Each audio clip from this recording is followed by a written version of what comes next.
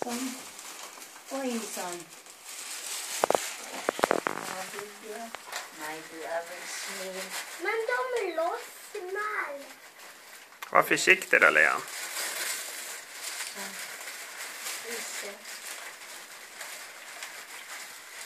Er det du som vil kjøpe de, ja? Er det ikke?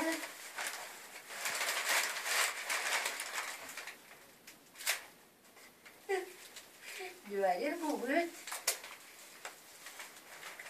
Skal vi se. Oi, hva sender vi det? Skal vi ta denne her litt grann, kanskje? Sånn. Det må spille. Ja, den skal ligge i vannet. Men det er kaffe i. Ja, det sånt som skal ligge oppi der, fordi at vi skal sette den i vann. Men her sånn. Ja, jeg har hørt at du flink til å jobbe. Du henger i som bare det, du stakkar. Skal vi se. Plast på mine fingre. Er det plast? Ja. Skal vi se nå hva vi får av her.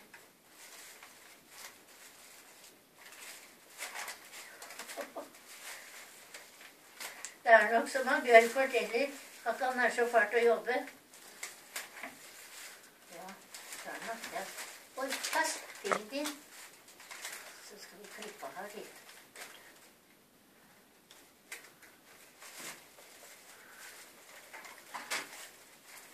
Skal vi se.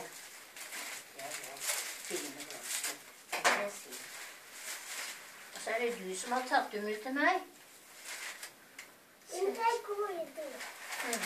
vi se. Skal vi se. Jeg skal ta og sette dem opp. Og så ligger det papiret under her, ja. Så skal jeg ta vekk siden. Og du verdens tid. Ja, det som Bjørk forteller, at han så fælt å drive. Han kan ikke være rolig, sa. Er det sant? Ja, det sant. Så du lyser på meg? Ja, så det ser nå. Ja. Så du lyser på meg, så jeg gammel opp. Jeg snart 90 år, ja. Det rampelyset, vet du.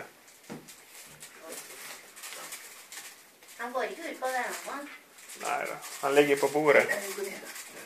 Leon, ned fra bordet. Gå ned. Kom rundt, om du går ned og går rundt, så får du den. Har vi ikke den der?